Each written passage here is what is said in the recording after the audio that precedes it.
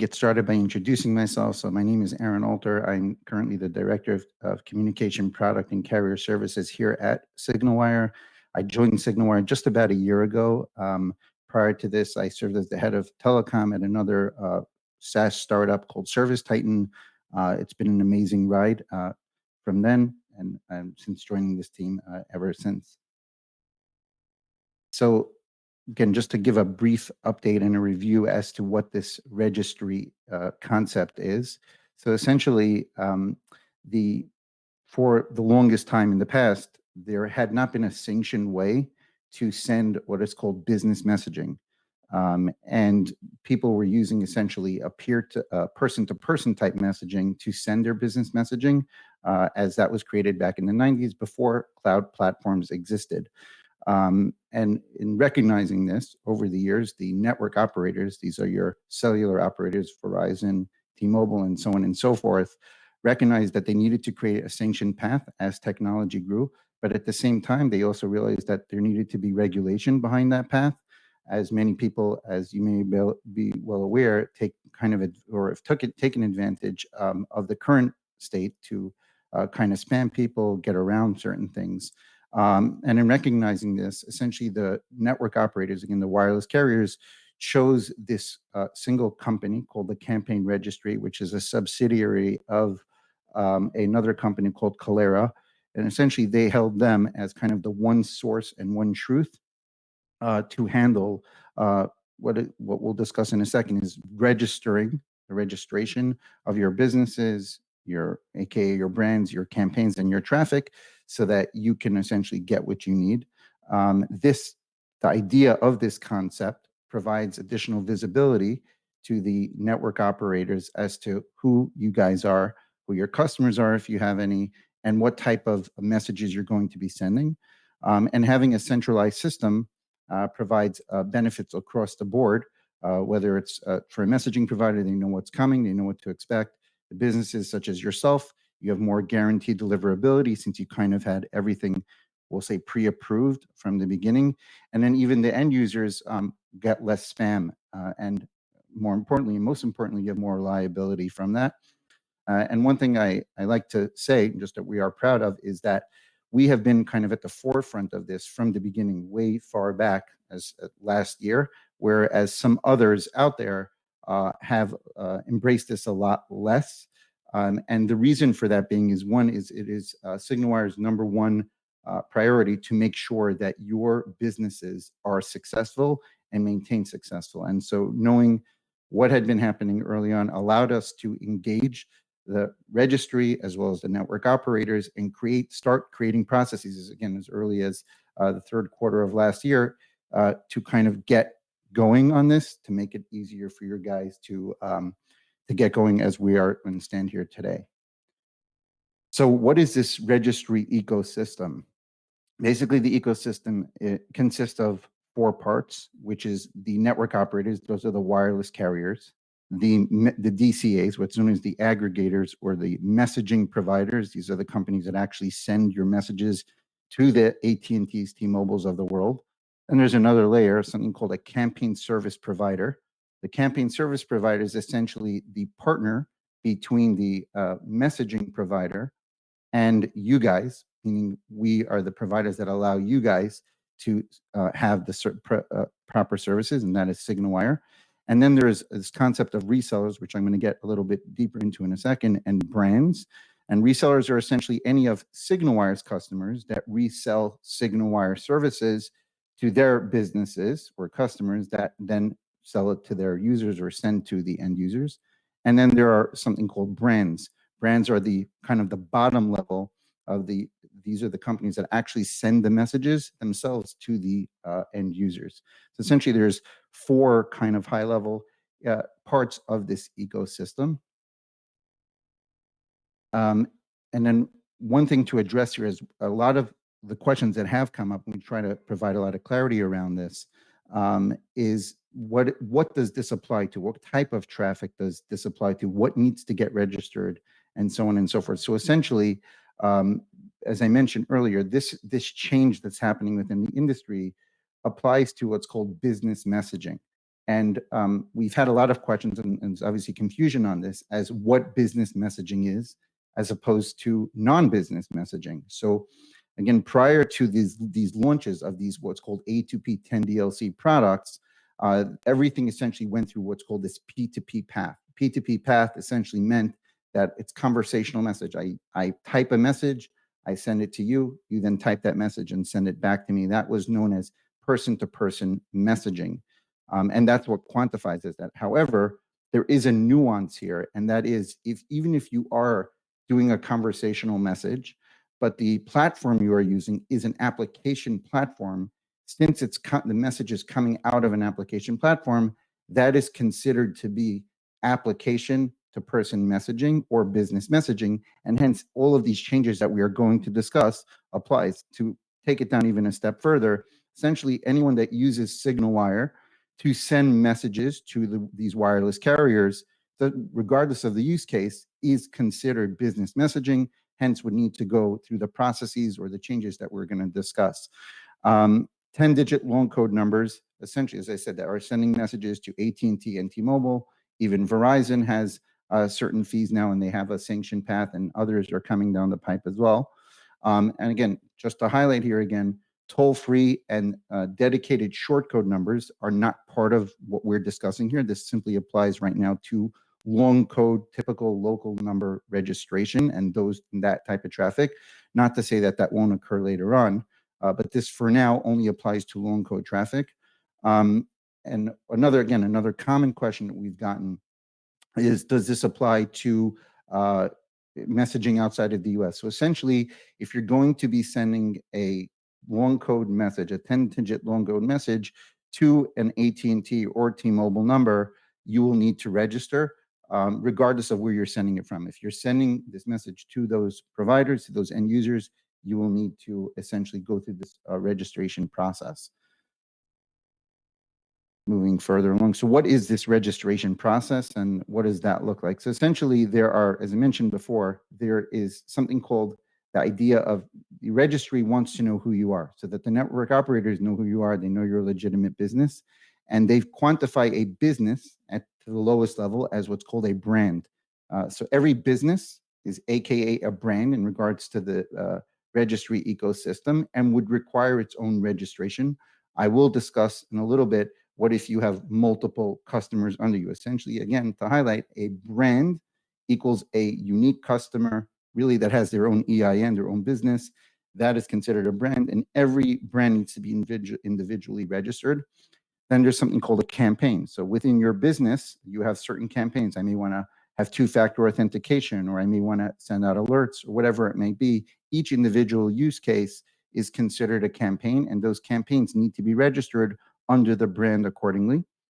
In regards to throughput, because a lot of this has to do with throughput. So just to take a brief summary on this, one of the ideas in creating a sanction path for business messaging is the idea to give the valid businesses the ability to send traffic at higher throughputs if there is a valid use case for that.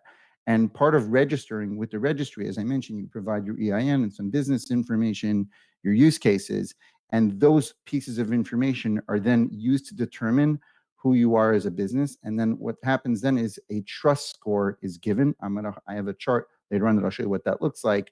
And based on that trust score and based on your campaign, that ultimately would determine the throughputs that you would be allotted on your campaigns.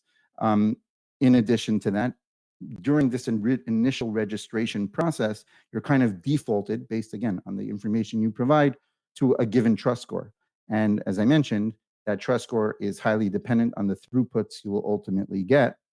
However, if that initial assessment is not high enough and the throughputs given by default are not high enough for your business needs, there are 3 vetting partners that the Campaign Registry has partnered with, where you can go through an added vetting process. Most of them charge a one-time fee. One of the vending partners actually has built an integration into the registry, which allows us, SignalWire, to perform that additional set of validation for you if you require it. It is not a guarantee that you would get a higher trust score by going through that process, as an approval is required. But there is a fee. Whatever that fee is a one-time fee. It needs to be paid regardless. Assigning numbers to campaigns. So this is very important. I'm going to also touch on this in a little bit, but essentially multiple numbers can be assigned to a single campaign only if needed. So essentially, some of you guys might be familiar with in the past that one number meant one throughput or one message per second. And people thought, even for valid reasons, I may want more than that. So I'm going to add multiple numbers and hence enhance my throughput. But being that now there is going to be a system in place where you can have one number, designate a number, and with a valid use case have higher throughputs, it is not necessary anymore to add multiple numbers to expand your throughput. It is actually known as snowshoeing in the industry, and it is now being heavily monitored, and therefore that is not the correct path to go. And now, fortunately, there is a correct path to go about getting higher throughputs on a single number. However, just to point out, not to say that there aren't valid reasons besides adding throughput to wanting multiple numbers on a single campaign. You may want to provide locality, and there's different types of use cases out there which are fully valid and are fully acceptable. And there's a process within the registration process where we can validate that case, and then you can add multiple numbers to a single campaign. So during this registration process, essentially there's like kind of two components. One is you're registering with who you are and who your campaigns are and your content is with the registry. The other side of that is essentially the network operators and the aggregators need to update your numbers, if you will, and match them up with your brands and campaigns. That process is done on the carrier side of things, or at what's called the OSR level, which is basically a master registry, which all messaging is kind of tagged in. And when your brand ID, your campaign ID get tagged to these numbers, and the network operator, let's just say T-Mobile, receives your message, it knows you are registered because it has these IDs that come along in the header. You won't see them, they will see them. They can then reference, as they have binds built against the registry versus what you're approved for. And that allows them to say, okay, this is sending the content they were approved for, let it through, versus someone else that's trying to do something different may not allow that through. So essentially that matching happens on the aggregator side, and we would handle that for you. Registration timelines, this is really important, of course. So right now, because of a lot of the changes that are going on constantly in regards to the rollout of all of these things, it's very difficult to allow for automations around this entire process. However, there's a couple of things I do want to point out. One is we are heavily working with all the partners in the ecosystem, and we already have some APIs on the back end to allow us to eventually give you full automation in regards to getting this going even quicker. Right now, I am happy to say that although that the process is somewhat manual, you have to fill out a form, it opens up a ticket with our support team, we have got this process down since we've been on this a while, and the average time to get going from the time you submit your request to a campaign or brand to get you registered is usually a business day or less. There are many other vendors out there now, many other competitive partners that are still kind of confused, haven't fully announced on how to go about the process, and things take much longer. So while, again, we still haven't automated everything yet, we're working towards that as the industry pushes towards that and this becomes more solidified. We still are proud to say that we are actually one of the fastest now with the current state in getting you registered quickly and easily. And I already touched on automation. We are working heavily towards that. And to start the process, we'll post it as a follow-up, but essentially there's an online form you fill out. This represents all the information that the registry requires. Once we get that, it opens up a ticket with our support team, and then they will go ahead and process that for you and keep you posted as to if there are any additional items needed or when your numbers are set and ready to actually go live. Moving on, a common question that comes up with many of our customers is, I touched on this a little bit before, is this concept of how do I go about registering?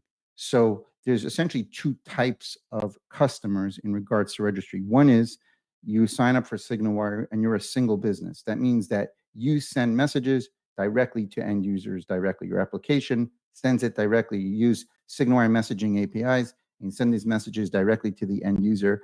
That, in regards to this registry ecosystem, is considered a brand. And brands would need essentially a one-time registration. You go through that process one time, and then you would set up your campaigns under your brand. So that's for a single business that doesn't have any subsidiaries or entities under it.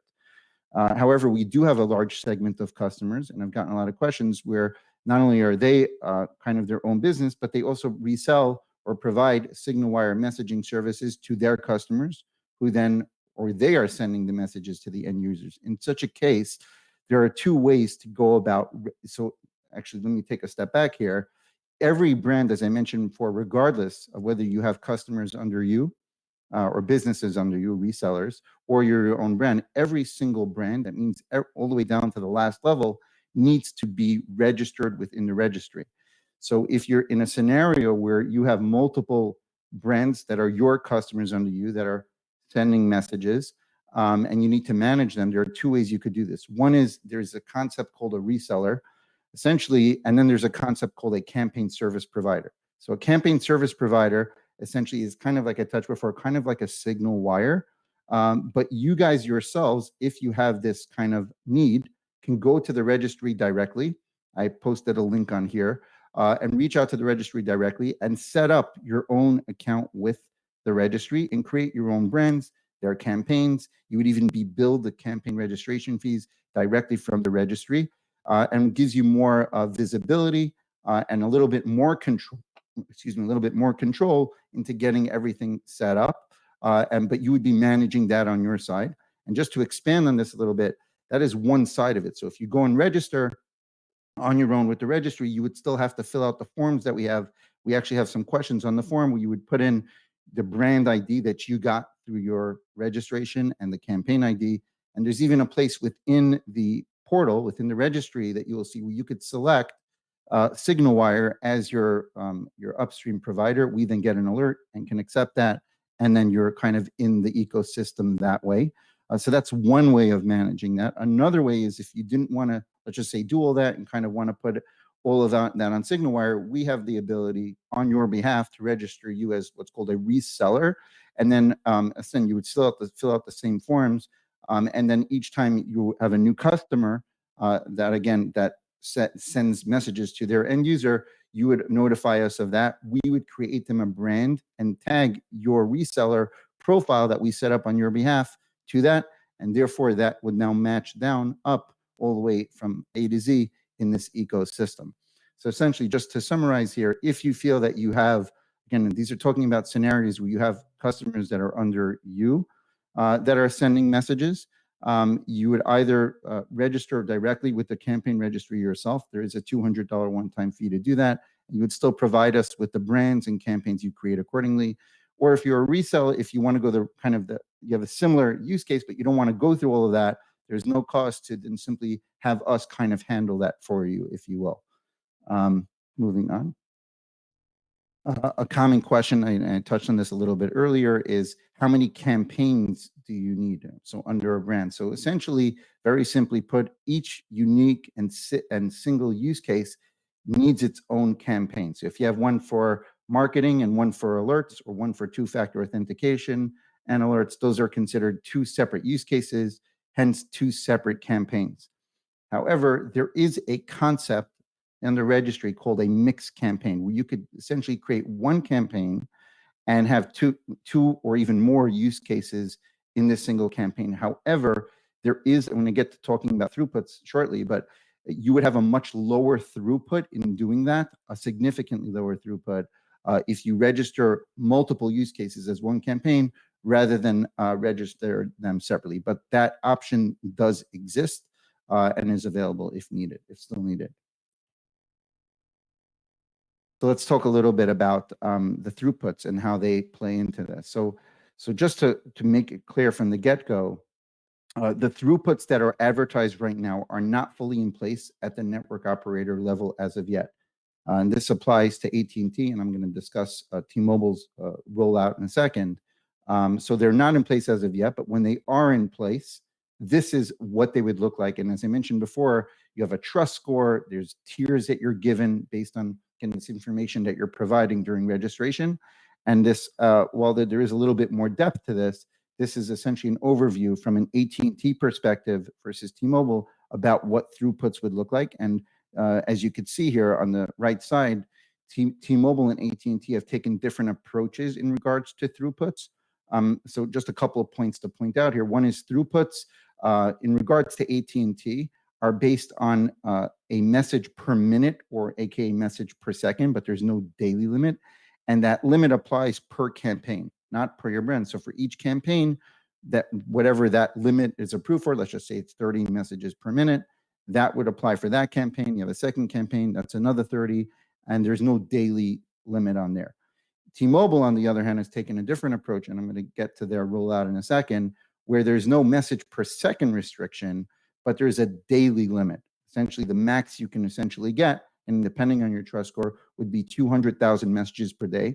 And the other difference on T-Mobile side is that the daily limit applies to your brand, so at a business level. So not at each campaign, means all of your campaigns collectively, if you have multiple campaigns, would share, let's just say the highest limit is 200,000, which it is, they would all share that amount of messages. I'm going to get to in a second about what if you need more, but prior to that, if you are initially approved, as I mentioned before, on a basic level, let's just say your trust score comes back as 0 to 24 and you have lower throughputs, again, there is an additional process. There are vetting partners that you can go through, and not a guarantee, to potentially higher your trust score on there. But again, just to highlight here that there are differences on the T-Mobile versus AT&T and how they're handling throughput.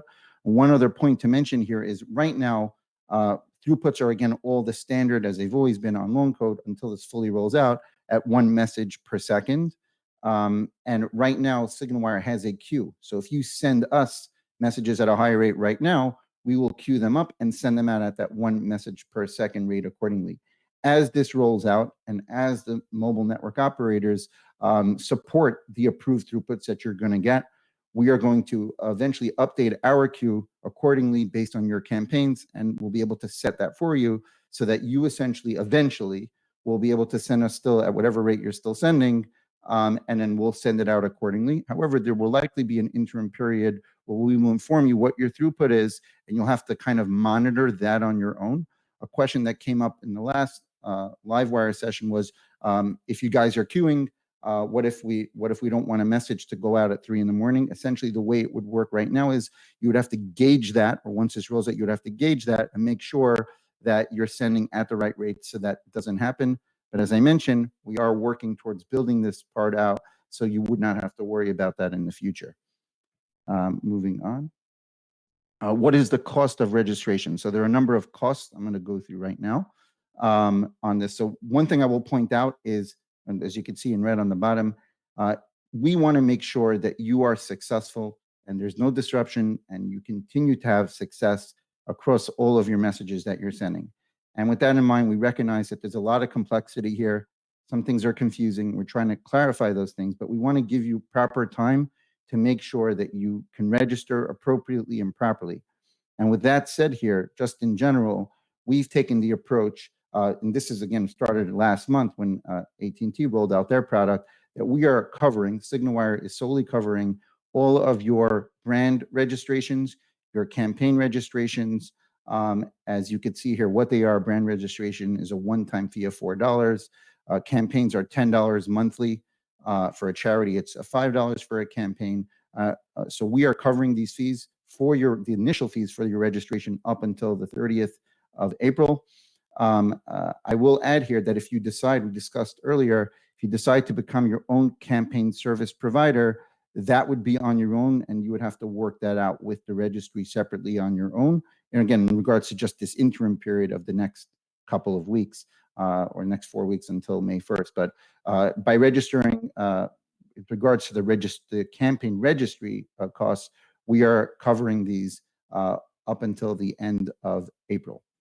In addition to the campaign registry costs, so as we mentioned back on March 1st, just a month ago, AT&T officially launched their loan code product. And initially, what actually happened is prior to that launch, they were going to have a tiered structure for what's called NAS. So in addition to registering with the registry, all of your brands and campaigns and so forth, the network operators are charging, in addition to that, their own what's called pass-through fees or network access fees.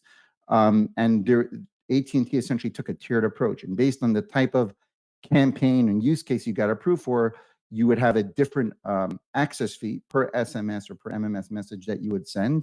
However, in kind of in the ninth inning, to give more time to register, AT&T last month announced that they are flat rating. So essentially, as of March 1st, any text message that you send from a loan code to an AT&T end user would have a flat fee of 002 for a SMS and 0035 for an MMS. However, I do want to point out that this flat rate fee, in regards to AT&T, is scheduled to expire on May 1st, meaning to say that the tiered structure you're seeing here will go into effect on May 1st. So essentially, if your numbers are not registered as of May 1st and you send a text message to someone that is AT&T, you're going to pay a network access fee of 004 for an SMS instead of potentially 002 for not being registered.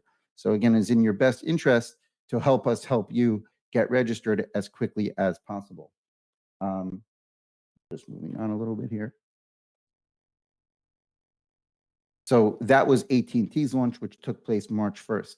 Now, T-Mobile, with very little kind of notification, and we recognize that, is essentially launching their 10-digit loan code product tomorrow.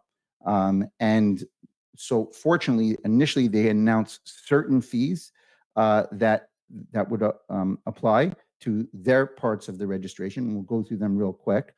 So the first set is we talked about NAS, which are network access fees. So they actually announced that every text message that is either sent from or received from, different than AT&T, AT&T is just sent from, but any message sent from and or received from a T-Mobile number would incur an additional network access fee of 003 per SMS message. They are flat rating and haven't given a tiered structure, or 1 cent per MMS message in and out. Again, this is as of tomorrow. I do want to highlight, as you can see in red, we recognize, again, that these rollouts are being given to us on last second.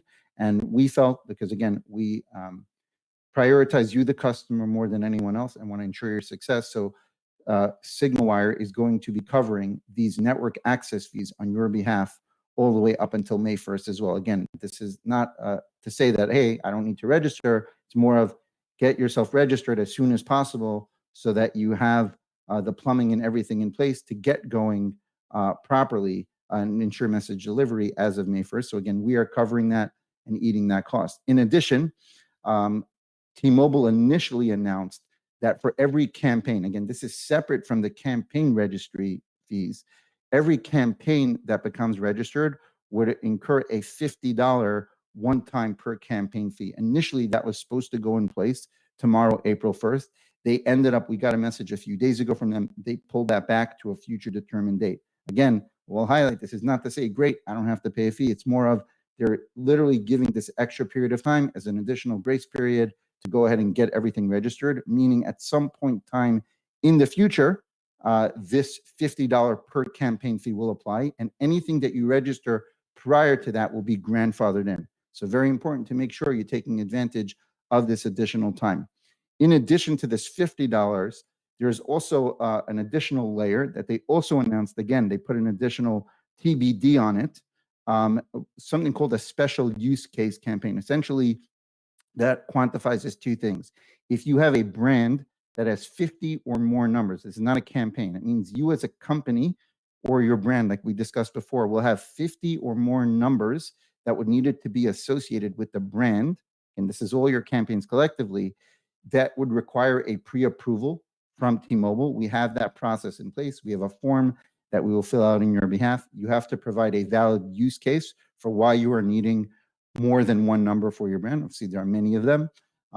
And essentially, the idea is we send that out to our aggregator who sends it to T-Mobile. T-Mobile reviews that. So initially, they announced that upon approval of allowing you to send or have 50 or more numbers associated with your brand, that there would be a $5,000 one-time fee on approval.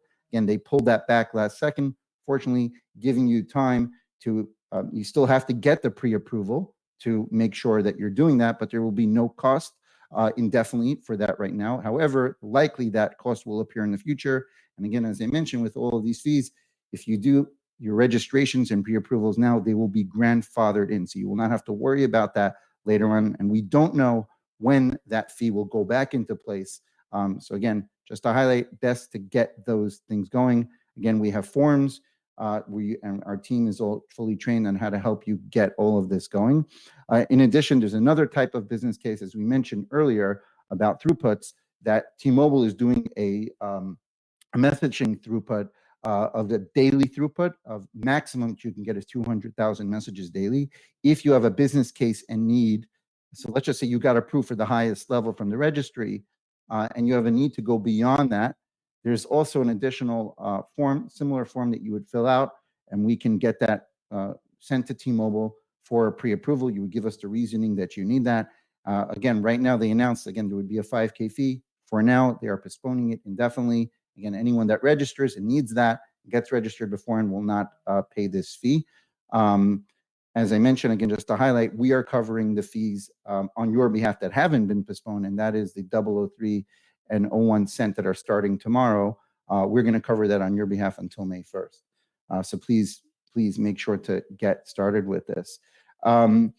It's easy to get started. I'm sure most of you already are probably customers. If you need to get started on sending messages through SignalWire, we actually offer a number of really cool different products, along with the fact that we are ahead in many ways on the game of getting your traffic registered and ensuring your successful deliverability. If you needed some information on how you can get started using SignalWire messaging, that is here. We have fully suited APIs for whatever your likely business needs are. I'm just going to start by taking questions off of the chat that were originally posted, and then we'll get, if you guys have any questions you would just want to address here verbally, we'll do that as well. So just to run through these real quick. By the way, just to point out before we do this, so I've written a few blogs that are fully available on our website. We also, as I mentioned, we did a LiveWire, which was a little bit more lengthier a couple of weeks ago, and there's additional information in there as well. So please check out, again, the blogs, which has the breakdown of all of these things with all of these updates, as well as the previous LiveWire. This will also be available for you as well. We'll even share the form for you to get started. And as I mentioned, our team is trained on this as well to walk you through these processes.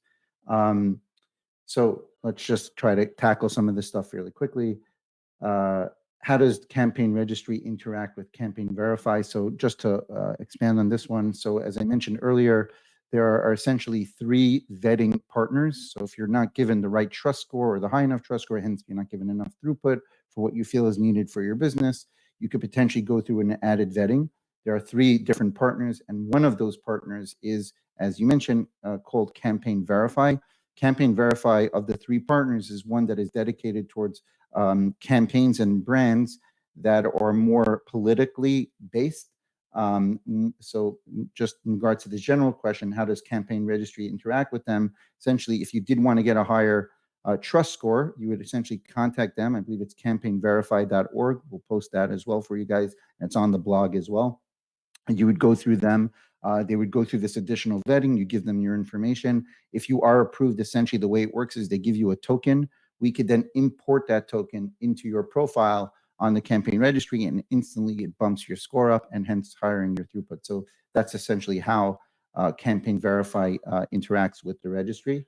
How do we edit message content once we've given approval, approved through the Campaign Registry? So to edit content is actually so a couple of things, actually. This is a good question.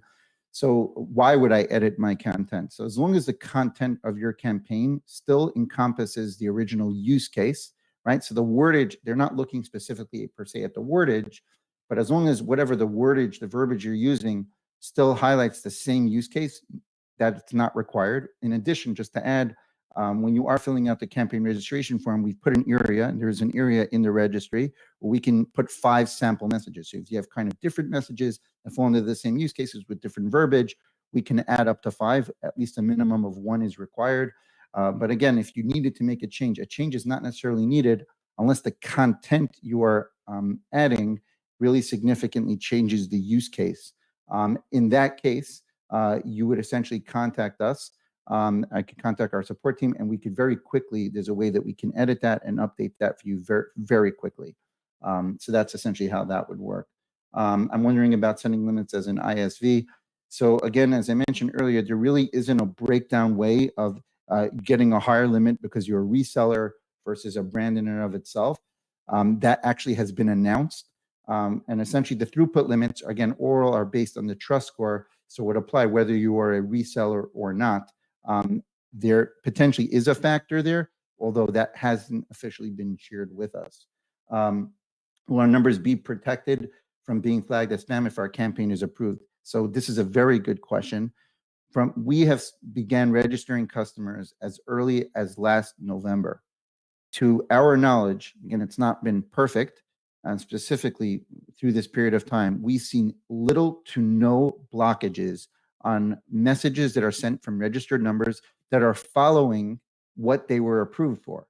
So if you got approved for content and are sending that content, we have seen almost no instances of blockage occurring for any registered numbers. Again, this is why we keep advocating to kind of get your traffic registered. And one additional point I'll mention is anything that is not registered is still considered what we say, it's considered business traffic that's going through the P2P path, the old path.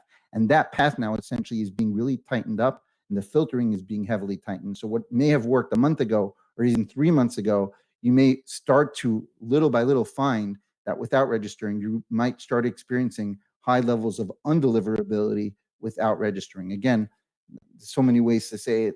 It's in your best interest, if you want to continue sending messages over loan code, to get registered and your customers registered as quickly as possible. Moving on, will voter registration be a valid opt-in for any messaging? Good question. This has come up quite a bit. We have obviously a lot of political customers, so I will answer this as follows. So the Campaign Registry is aware of this right now. So actually, let me take a step back. When you're registering a campaign in general, one of the checkboxes that is required to be checked in the registry is, do you gather opt-in? That means not through a voter record, but you actually have a way, you have a database where you actually gather opt-in, whether verbally or through a link, you gather information from your customers. And that is essentially the default. It applies across the board. It is right now, in regards to political campaigns, as of yet, there has not been an exception made to voter record, meaning using voter record is good enough instead of gathering opt-in. We are aware that the FCC does allow for that. And again, we're not involved in the legal aspects of things. We did follow up in regard to this with the registry directly. They said that they will provide us an update on this in the coming weeks. But for right now, as it stands right now, you would have to retain your own opt-in, and voter record is not good enough for right now. Again, this applies to this loan code in this ecosystem. Again, it sounds like they are aware of this. Obviously, there have been, if you're reading the news, there may have been some complaints filed in this regard. And the way that actually, just to add one color to this, is I think what the network operators are doing is they kind of wanted to set the rule and then the exception, rather than create the exceptions and then the rule. Granted, obviously, this does affect many political businesses across the spectrum. And I could tell you from the last communications we've had recently with the registry, they are aware of this and are working with the network operators to a solution to potentially work on a way beyond this. So that's where that stands right now. What happens to non-campaign type messaging? Here, I don't know, we make SMS available through our integrator portal, social workers. So I think I've already addressed this question. If you don't have a campaign and you're not registered, again, you're going to be subject to additional filtering, since you're essentially now sending business messages through an unsanctioned person-to-person path when there now is a sanctioned path. So that would be the best way to answer that, is to get yourself and your businesses registered. Just reading through this. So just to address, of course, we recognize that there are fees and there are changing fees and all of this stuff. It's a lot to take in. We recognize this. The one thing I'll add is that we are working with all the players that are involved here very closely, and our best interest is you, the customer, and making sure that you have continued success. And that said, we don't ultimately control these fees. So some, as I mentioned, we recognize the difficulty, and we are allowing you a additional grace period. For instance, on T-Mobile, we're eating that cost all the way up until the end of this month. We're eating registration costs beginning last month to get you registered, but ultimately these fees are being sent to us directly from the network operators. And eventually, that we would have to pass them through if they're not changed. Do definitely share the sentiment on that they are significant.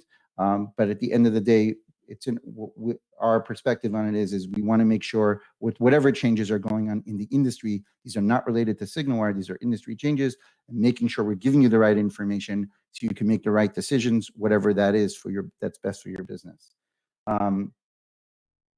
What about extreme low volume users? So again, this is more talking about brands and campaigns. If your use cases for low volume, what we've seen is most customers are actually approved for, let's just say 30 texts per minute, or the current status that you are right now. You're not going to receive really less than that for the most part. If you're giving an accurate EIN number, and just to add that as well, that we've had this question a lot lately. Can I give a social instead of an EIN number? I have a sole proprietary. I don't have one. Essentially, the idea is that this is a verification system that the network operators have partnered with. And the assumption is that if you're a legitimate business, even whether in this country or any other country, and there's a place we can add that, you should have a legitimate tax ID. And so we have put in social security numbers for certain people that didn't have them. And one thing I could tell you for sure is that the throughput you're going to get is going to be extremely low. We may even get a 0 until you put one in. So again, not a rule we're making here, just from what we've seen and how the registry is looking at things. If you are a legitimate business, the assumption is you're paying taxes, hence you have a tax ID number, and you should be able to put that in. So looking at it from the other end, we'll just continue further. Will there be a free public API to query long code to learn the brand and campaign money? Yes. So as I mentioned earlier, again, a lot of things are in fluid and in flight right now. It is literally one of the biggest priorities of our company to automate a lot of this stuff for you and make it easier for you to do this. It's going to be in a phased approach. Part of the reasoning is because this is all fluid, right? We can't bake something in if T-Mobile or AT&T or the registry or the aggregators change something the next day. So we're kind of have this kind of in-between period as this rolls out. That said, we do have a quasi-manual process in place, which, as I mentioned earlier, from what we've seen, our team has been great. We've been able to process things literally within one business day or less to get you going. But again, just to highlight, it is definitely our goal and everyone's goal to eventually automate this so that it is much easier for you and your customers. When you say a campaign, does this include the specific copy of the campaign? As an ISV, we allow our customers to update the copy of the messaging. Would that require a new campaign?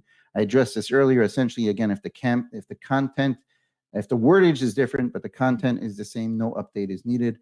If that changes, you would need to inform us of that update, and we could take care of that for you fairly quickly. 10 DLC pass-through fees in Campaign Registry will not apply in any way to toll-free numbers across all carriers.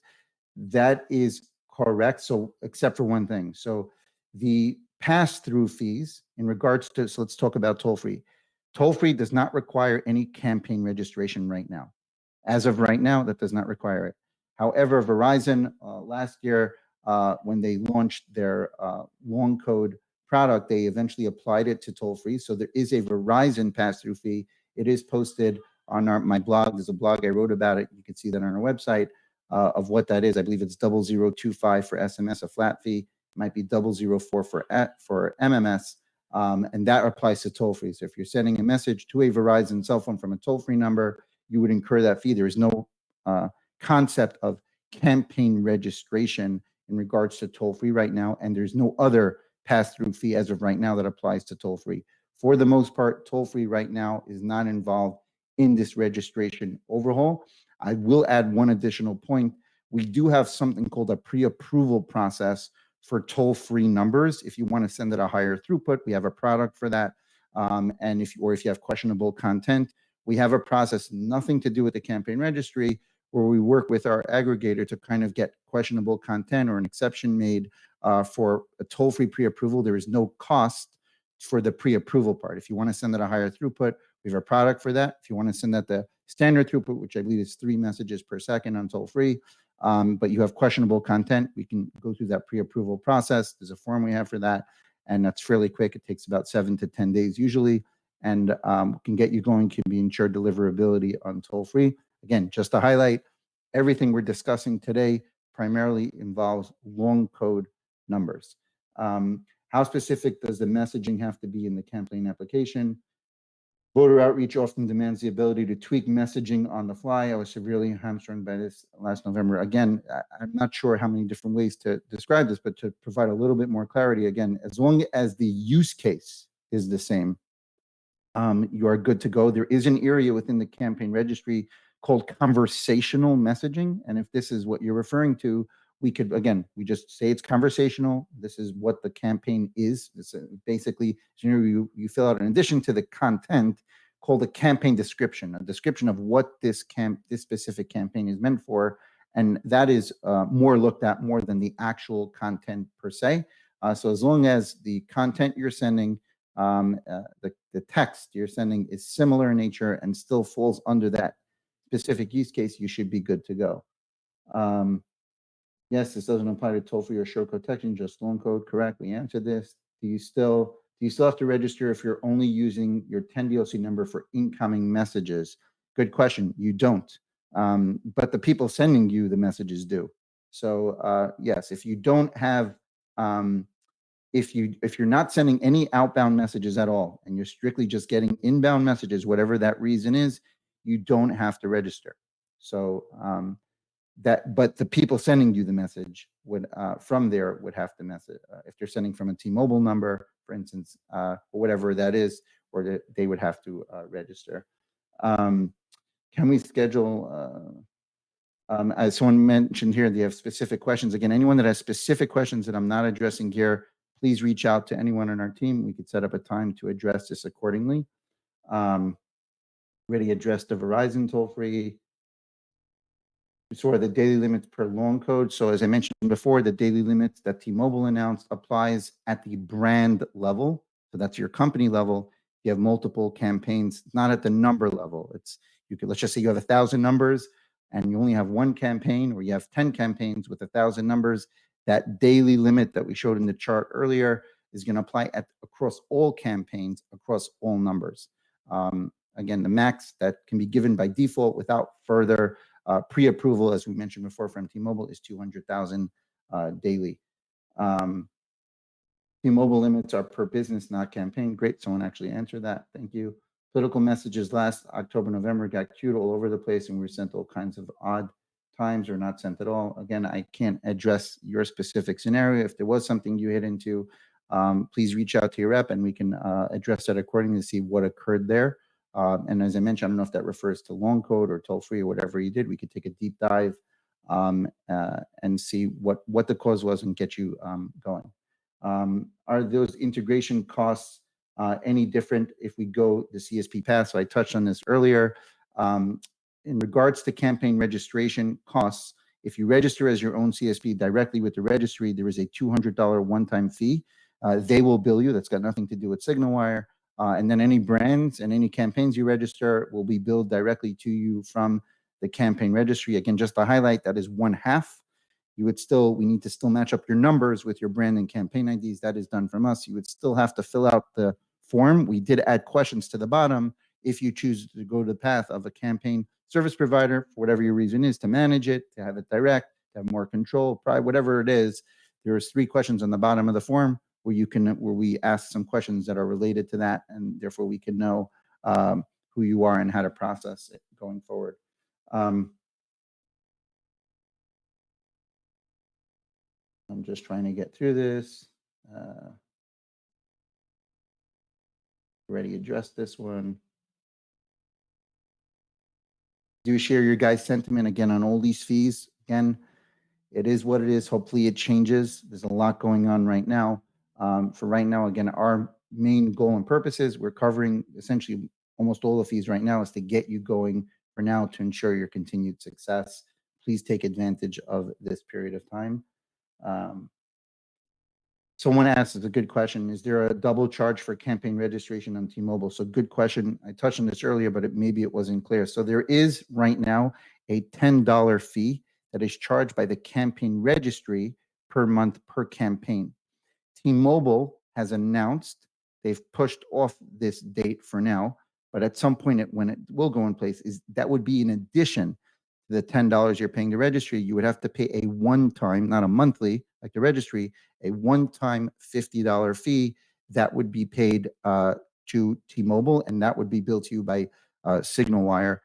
They would pass that through. So that would be at some point in the near future, in addition to the $10 campaign registration fee. For each campaign you register essentially with T-Mobile, will be at some point a $50 one-time fee in addition to that $10 fee. It's a good question, and hope that provides some clarification on that. Ready to address this one. Legally, okay. Looks like I've gotten through a lot of this. I'll open the floor here. I'm not sure if everyone is unmuted or not.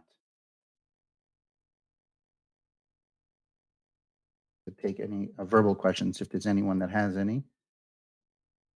Just see if we can unmute you. Yeah, I have a question about the toll-free. Sure. You said about filling out a form to get a higher delivery rate or whatever. Where's that form at? Yes, so I will have your rep follow up. We'll actually send it. We'll send the form as a follow up to this LiveWire, so you have that there. But yes. Thank you. Anyone else? Hey, Aaron, I have a question about the inbound use case. Sure. So we're a call tracking company, and we're providing local phone numbers for our customers, generally to tie, voice calls to attribution data. But some of our customers will have a call to action on their website that says, call or text this number. I was under the impression from some other sources that we would have to register those numbers for that inbound use case. But I heard you say differently, which would make our lives a lot easier. I wondered, is there any sort of like official document that lists these rules, whether that's at the campaign registry or from the carriers, that I could do a bit more research on that specific use case? Yeah, good question. So just to highlight there, just to make sure I explained myself properly, essentially the number accepting the inbound message, right? So let's just say you procure a number from SignalWire through whatever way that is. And this number is not going to be sending any outbound messages. It just needs to be available to receive a message. That number does not to be registered. The number sending the message to the SignalWire number potentially would need to be registered, right? If it's with one of the, depending on what that number is, if it's a long code number, if it's a long code number, or if it's going to, in general, long code numbers need to be registered. Actually, I will add there, if you're sending message to SignalWire number, SignalWire is not considered a T-Mobile, AT&T, or Verizon number. So really, from that perspective, if that number is only sending messages to a SignalWire number, actually, it would not require registration.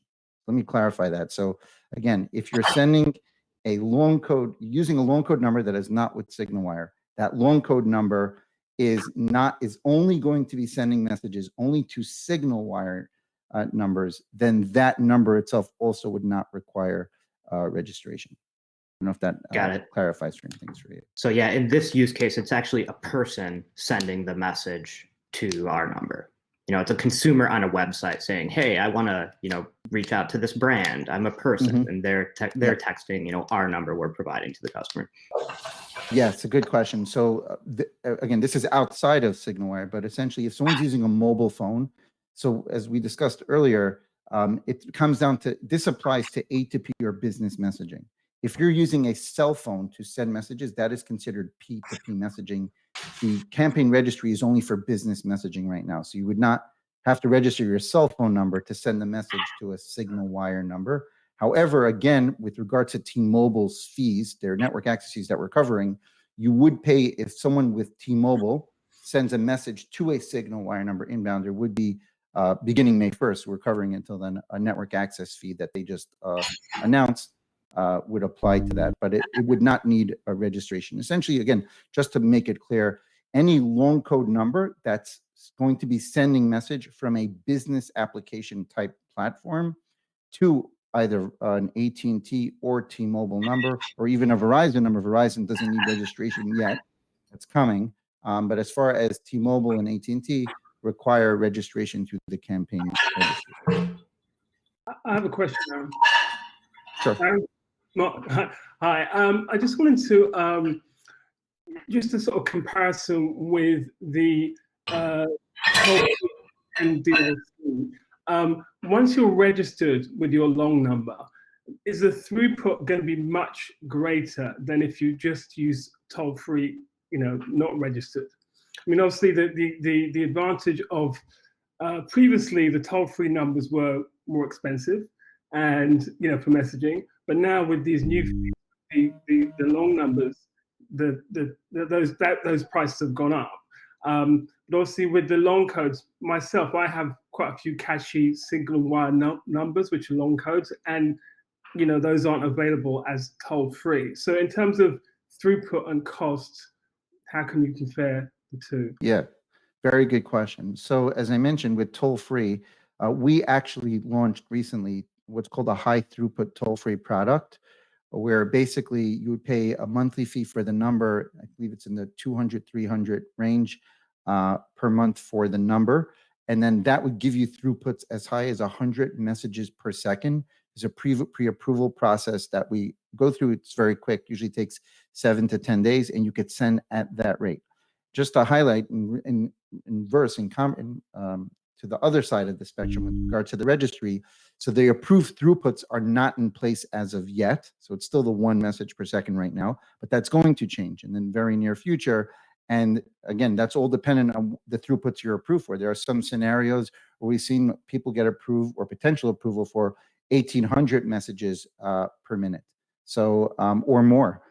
So for right now, as it stands currently right now, if your primary focus is less about the number being a toll-free versus a long code number, and more about getting high throughput, you need to message a bunch of people very quickly.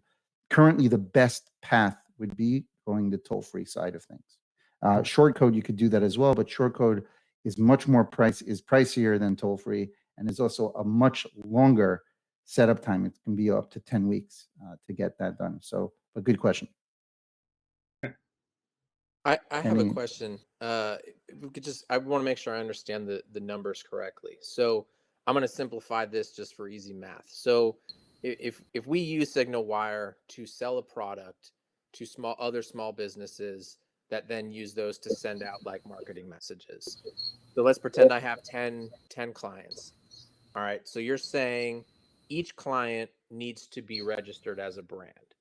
So that's $4 for AT&T and $50 for T-Mobile, although I know you said maybe that's postponed, at least for now. So it's $54 one time for each. And then there will also be a $10 fee for each, so $20 per month for each of those customers. So it's $54 up front, and then $20 a month, and the additional network pass-through fees for the same thing that we've been doing for none of that money for the last however many months. Yeah, so just two parts. Yeah. Almost there. It's actually more than what you're saying. It's $64. So there's a $4 one-time per brand registration fee. There is a that's the brand level, the business level. Right. And there's a $10 fee per campaign that's charged by the registry. That is a monthly fee of $10. And then for T-Mobile, it's on top of that, it's a $50 one-time fee. So initial registration for a brand, when this is all in place, let's fast forward a month, is essentially $64 for initial registration per brand. And then on top of that, there would be those network access fees, correct? But then, again, but as then far also as $20 a month, right? Because it's $10 a month for the it said all campaign types except for charity. So is that like if the campaign for all of my 10 clients is marketing messages, do I have to have a campaign for each one? And so it's $10 a month for each brand for the campaign for T-Mobile, and another $10 a month for AT&T. Got it. So AT&T does not have a one-time campaign registration fee. Only T-Mobile announced that. But to your point, but that's there's a monthly fee though, right? Not for AT&T. Only T-Mobile. On the slide, it says all campaign types except for charity, $10 monthly for each campaign. Yes. So again, I want to break this out. That's a campaign registry fee. That's got nothing to do with AT&T or T-Mobile. The campaign registry charges a $10 per month fee per campaign, nothing to do with AT&T, Verizon, or anyone. That is a fee that is charged by the registry. In addition to that, T-Mobile separately announced that at some point they're going to charge a $50 one-time fee from their perspective for the campaign. But what I mean $10 is, per. yeah. I'm sorry. Go ahead. I thought you were done. I apologize.